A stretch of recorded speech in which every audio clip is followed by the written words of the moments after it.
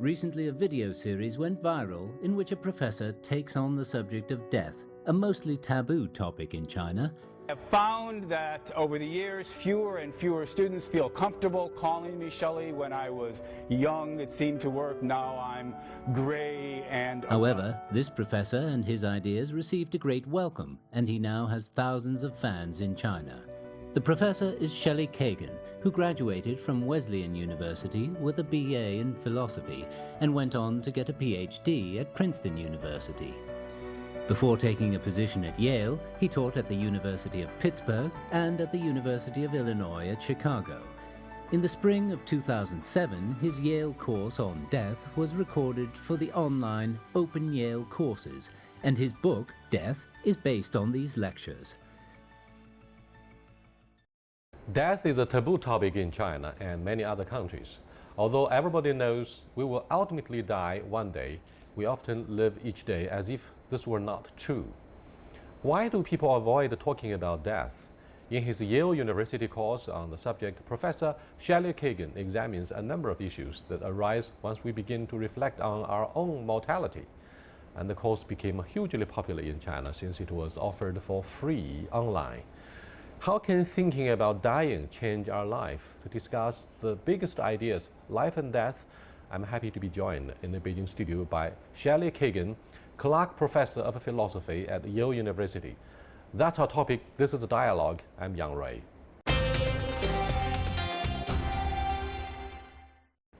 Welcome to our studio discussion here, Professor Kagan. Your course became very popular in China, and the name is Philosophy and Death. Tell us why. Why did it become popular, or why is it called that? Why are you so popular with such a unique name, philosophical interpretations about death? Well, it's difficult for me to say for sure why I'm popular in China. You might be in a better position to answer that than I am.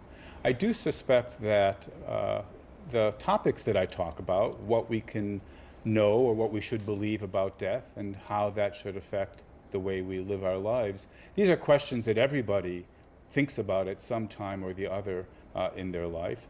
And I have the sense that China, modern China, has reached a stage in its development where questions about economic advancement are taking on less importance than they have most recently, and now people are beginning to wonder about other aspects of how we should live, what's most important in life, and thinking about death plays an important role in trying to answer those questions. Did you ever get scared the moment you thought about death? Because our life is limited and the life expectancy is, well, it depends on different individuals, their habits, their dietary, their DNA, whatever. But what's your attitude towards death? Well, I'm not looking forward to dying. I don't think that death is good. I value my life. I enjoy it. I think I make a contribution to society and to my family. And so on those few moments when I felt close to death, I was once in a car accident, and I thought for a few seconds that that might be the end. On those moments, I felt very quickly regret that I might be dying soon. But even sitting here now, as I think about it, I'm not afraid of death. It's not that I lay awake at night worrying that I might die. I hope to live a long life, but it seems to me the focus should indeed be on living a life that we can be proud of, rather than worrying about the fact that we're going to die. Do you think it is fear itself that brings people together for a single purpose, to discuss what it means after you pass away? Well, certainly, I think everybody wonders what's going to happen when we pass away. One of the things I try to do in the class that I teach at Yale, or in the book that I published based on the same class, is consider the possibility that we might survive our death, that there might be an afterlife. I think to make sense of that idea, you probably need to believe in a soul, something non-physical that might continue to exist even after the body dies and begins to decay. And I take a fair bit of time examining the different arguments that one might offer for believing in such a soul. I don't myself think there is a soul. I think that the death of my body really will simply be the end of me. There won't be any kind of afterlife. But people want to know, and people are, I think, very sad at the prospect of leaving life, leaving our existence here. And so it's not surprising that this is a topic that many great religions have been based on trying to offer views about it. Death is a fact in our life. Do you think death education should be part of the curriculum for our kids? Well, I don't think it's especially important that you emphasize death as a particular topic. You know, we must study biology, and we must study history, and we must study math, and we must also study death. I do think it's a pity that, more than a pity, I think it's I'm reaching for the word here. I think it's a mistake that it's a taboo. I think you used that word earlier. That people are afraid or embarrassed to talk about death. We turn our attention away. Even that's not 100% accurate. I don't know what the news is like here in China. In the United States, the local news will often talk about accidents and fires and murders. And so people, in one way, are very fascinated by the topic of death. Mm-hmm. But in terms of thinking about the fact that they're going to die, this is something that makes people very uncomfortable. And if it could become a subject that was discussed more openly, more calmly, then I think that would be a very good thing indeed. Death is often imbued with the negative connotations. However, Steve Jobs says famously that life is perhaps death is perhaps the single best innovation of our life. What do you make of his quote? Well, one of the things that he said was that nothing focuses your attention like thinking about the fact that you're mortal. And I certainly agree with that sentiment. That is, I think one of the reasons we should take a hard look at what we should believe about death is to admit to ourselves that the years we have on earth are the only time that we're going to have. And so our lives become, we can more clearly see them as a scarce resource, a treasure, a precious treasure. And then we have to worry about spending that treasure properly. There are people who think that death has a second role in terms of life, that it gives every moment its meaning, such that if we were immortal, then there wouldn't be any reason to do anything. It's possible he had that view. I know that the German writer Franz Kafka famously said, "The meaning of life is that it ends." I don't myself hold that extreme version of the view. I don't think that death is the essential idea we must keep in mind so as to understand anything at all about how we live or why we live.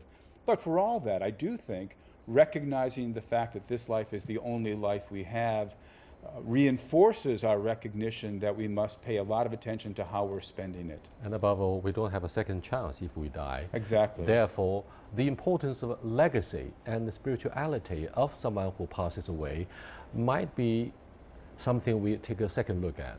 And is that fundamentally the very reason why we think a lot about the implications of death, to be or not to be, like William Shakespeare? Well, when one thinks about the fact that we're going to die, and many people would want to live forever, if we can't have that, a lot of people begin to wonder about, is there a second best form of immortality? Some people think that the reason to have children is you attain a kind of immortality through the fact that your life force, your biology continues in your children. I don't myself feel the pull to that thought. On the other hand, another thought that people sometimes have is, if I can make a difference in the world, in my own case, through my writings or through my teachings, if I affect some people's lives and they go on to affect other people's lives, then my impact continues after my death, and there may be some value in that. I don't think it's right to think of that as a form of immortality. At best, it's a kind of metaphor. It's like immortality. But I do think that there's value in affecting the world in an ongoing way. My friends, my colleagues, those I don't know, they are all thinking about faith, the importance of faith, and that has a lot to do with immortality. Do you believe people have been brainwashed to accept a faith? And do you think it is important, or is it wrong or correct to be brainwashed so that you take for granted that the faith matters a lot for me? I wouldn't use the word brainwashing. I know that there are some critics of religion who use that kind of language. That's more strong and critical than the language I would feel comfortable using. Mm-hmm. We learn many, many things as we're children. We're born, we know nothing about the world. Almost everything we end up believing. You know, the reason, Shelley, for me to raise this issue is the frequency of suicide bombings in the Middle East. Places that are plagued by Islamic extremism or whatever forms of extremism. And that kind of extremism allegedly results from years of brainwashing, leading to, extreme behavior, extreme ideology. The spirit of a martyrdom, for example, enables individuals in some countries, in some regions of the world, that if you commit suicide, you do a fantastic job for the belief that you pursue. Look, as I started to say a moment ago, almost everything that you or I believe, not everything, but most of it we believe because we were taught it when we were very young. People believe that 7 times 8 equals 56. Very few people could prove mathematically why it's true that 7 times 8 equals 56, but they were taught it and they've never stopped believing it. People believe things about history that they don't have any direct evidence for. And people believe things about religion because they were taught it when they were young. So we wouldn't call our mathematical training brainwashing. We wouldn't call our training in history brainwashing. We shouldn't necessarily call the training in religion brainwashing. But there's the following difference. As we become adults, one of the things we learn is to step back and ask ourselves, does the evidence that we've now gained over the course of our lifetime, does it support this belief, that belief, the next belief?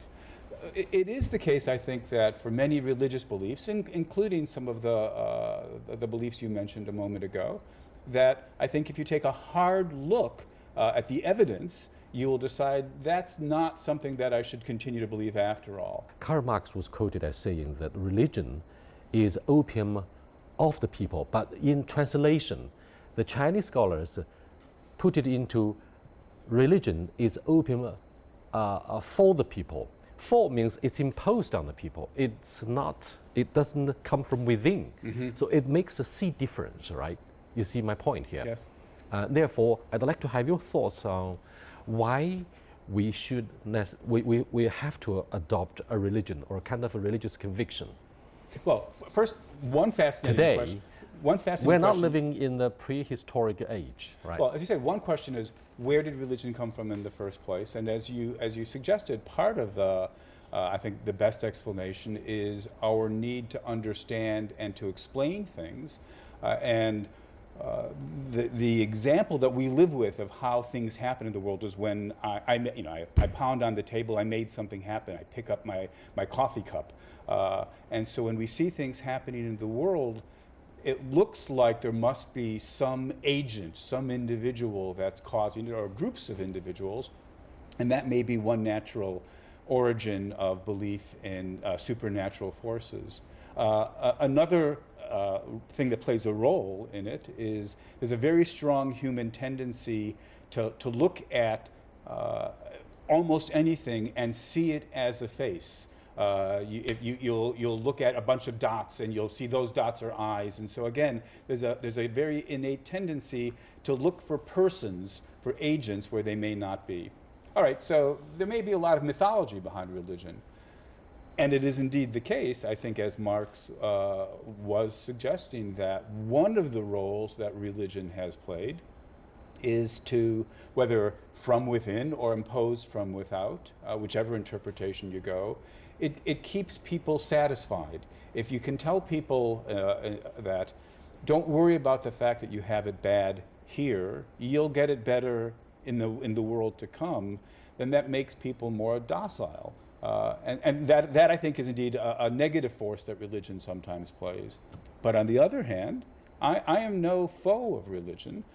In many, many cases, religion has played an important role in teaching and spreading views about the dignity In other words, of people. religion helps create a form of illusion, fantasy, hallucination. You are watching Dialogue with Professor Shelly Kagan, who is a professor of a very popular online course, Philosophy and Death.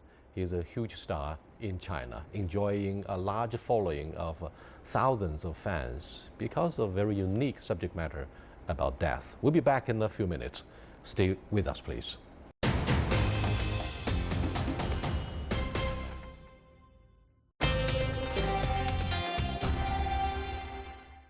Welcome back. China has never invented or persistently adhered to a single national religion historically. In the 1960s, communism branded religion as opium for the mass, as I said earlier. What do you think of the link between religion and morality? Well, religion is, of course, one of the great, religions have been among the great moral teachers to mankind. Religious teachers, the founders of religions, whether Western religions, Jesus, Moses, or Eastern religions, Buddha, Confucius. Many of the world's great moral insights have come from people who have, whose followers have gone on to found great religions. But have you read the book Songbirds? No, I've not. It's about a clerical, a priest falling in love with a girl. Oh yes, I know the story. Right. It's a Hollywood movie. Uh-huh. It's a very good novel. It enjoys a large... I think I saw the movie. Yeah, the movie was very interesting. It means priests are human. Of course. Religious figures are human. They make human mistakes. Right. Some of the mistakes are not mistakes. They are human feelings because you have love. However, in the United States many years ago, some of those in the Catholic Church committed the crimes of molestation. So when you say religion helps create integrity or guide people in shaping their behavior in a religious way, what do you think of some of the very basic, fundamental human feelings that may intervene with your faith? Well, as we sometimes put the point, people are only human, which means that we're not, most of us are not saints. And But we are sinned. We both do good deeds and we do bad deeds. And the same thing is true, of course, about priests or in my own religion, rabbis, or what have you, or people who are not especially religious. Probably there are very few humans, if any, of whom you could say, this person only did good and didn't do bad, this person only did bad and didn't do good. We're a mixture. And what we need to do, of course, is to recognize our own shortcomings, acknowledge them, do what we can to overcome them and to change. I don't think it shows that there's some fundamental mistake in the Catholic Church that it has priests who have sinned. My complaint about the Catholic Church, if I were to make one, would be that when the priests sinned, sometimes they cover it up. And no doubt the same thing is true in some of the other great religions as well. But indeed, there's nothing special about religion. There are political parties in the United States where you have prominent politicians that get caught doing things that we disapprove of. And rather than just saying, yes, yes, we condemn them, special excuses get made. That's human nature. When there are people on your side, you try to excuse their faults, whereas you're happy to point out the faults and the shortcomings in people in the other group. I don't think there's anything special about religion there. Let's look at differences between the East and West, between China and the Europeans and Americans.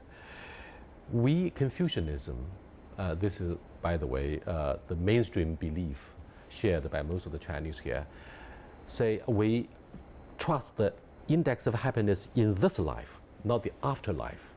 Taoism may believe in the afterlife. It's also part of the Chinese spirituality. Christianity and other Western religions would believe in, not only prudence and the hard working of this life, but believe in God. God means afterlife. And you launched 4 crusades against Muslims in history. And today we still see sectarian violence between Sunnis and the Shiites in the Middle East, between Christians and Muslims. You've been very cautious as to how to be politically correct without naming it crusade. We know what's going on there between the West and the Muslims. So fundamentally, by the end of the day, we ask the question as to whether it is so important to adopt a religion which often leads to extremism, war, the use of force, to impose democracy or what you believe true on others. I mean, this will wreak havoc. Look at the upheavals, chaos. They are the results of a military interventionism because of what you believe, right? Well, it's true, of course. And China believes in non-interventionism. And yet today people say, human rights, no boundary. You have to intervene, right? Because this is a bad regime. So this is done out of ideology and religious belief. Well, you just ran 2 things together that I think would be important to separate. It is certainly true that many wars are fought out of, I think the word you used was ideology. We have beliefs which lead us to believe that our country, our side, our cause is just. The other country, the other side, they're wrong, they're immoral. And often it's the case then that ideology can, lead us astray. If you are acting on false beliefs, you will often do actions that can't be, in fact, justified. But the thing I want to take issue with is that I don't think it's ideology and religious belief are necessarily the same thing. Again, that's to suggest that all religion is just false belief and that all false belief is based on religion. There are many wars that have been fought for purely political reasons where religion had no particular role to play. I can't give examples from Chinese history, I don't know enough, but certainly in Western Europe, all sorts of wars were fought between Catholic nations or between Protestant nations, and there's no particular reason to think that religion was an important force there. More often than not, of course, people are just using religion as an excuse to cover up what they really are after, which is power. Shelley, this issue was raised in the context, of course, of the Cold War, and we are still awash with the bitter memories about the rivalry, geopolitical rivalry that led to killings of so many innocent people. Today, such things still happen in Afghanistan and perhaps in proxy wars in Syria and Yemen. So by and by, the Chinese have become even more disillusioned with sectarian violence and the results of religious hate campaign. So, we have a context for the discussion today. Well, let me go back to what you said a few minutes ago about Russia, right? So I'll feel free to criticize Russia.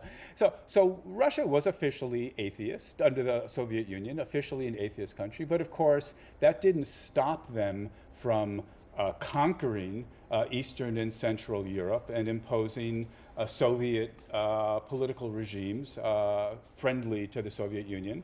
That wasn't done in the name of religion. That was done in the name of a certain communist ideology. So again, I want to step back from the claim. I want to reject the claim that the problem is religion. Religion, like most powerful tools, can be used for good and can be used for bad. It's not as though all religious believers are ideologues or fanatics. I certainly would never want to defend the terrorists who deliberately kill innocent people and children in the name of their religion. That strikes me as appalling. It's appalling whether it's done in the name of Islam or if it's done in the name of Christianity during the Crusades. It's appalling. In the post-Cold War era, one Western scholar says that liberal democracy is in retreat. It's declining. Look at the excessive democracy in some of the countries which are mired in bipartisan wrangling without giving regard to healthy economic development and efficiency of such. So people in China start to question the virtues of democracy. Even Westerners themselves are blaming populism, which is the bad form of democracy, so to speak. So ideology, religion, these things, if not handled properly, can be a disaster, right? Certainly, but of course it's also true that an exclusive focus on economic development can also be a disaster. After all, what is the goal of economic development? Presumably it is in order to help provide the material resources to people, not just to a select few, but to large numbers of people, so that they can have rich and rewarding and meaningful lives. But if we ask ourselves, what are the ingredients of a rich and a rewarding and a meaningful life, that's not just a matter of having money. And so if you focus too narrowly on economic development, economic expansion, and don't pay as well attention to safeguarding rights and liberties and freedoms, then that's an imbalance in the other direction will also be problematic. You're right, Shelley, focusing on the issue of soft power. However, the construction of which led to the killing of so many innocent women and children during the Vietnam War. Because of your fear of domino reactions at the height of the Cold War, your fear about communism. Well, I mean, this is a very important debate. I will not defend the United States. No, I came of age protesting against the Vietnam War as a teenager. I have no desire whatsoever to defend the United States. Are you suggesting religion is there. good, but ideology might be questionable? Well, I think, as I've been urging all along, when the United States attacked or went to war in Vietnam and other places, that was being driven by ideology. That wasn't being driven by religion. And so this just brings us back to my earlier point. We shouldn't just blame religion. What's important is to get one's views straight and actually see whether or not the reasons one is giving for one's actions, whether you're an individual or a country, can withstand critical examination. And I think there's no country that is immune or above criticism. Thank you so much. Our debate today focuses on the issue of mortality, death, life, this life, afterlife, reincarnation, religion, ideology. In other words, in William Shakespeare's words, it's a matter of to be or not to be. We are always so divided painfully across this broad spectrum of public opinions between the East and West. Thank you so much for being with us and for sharing this wonderful moment with Professor Shelly Kagan from Yale. I'll see you next time. Goodbye.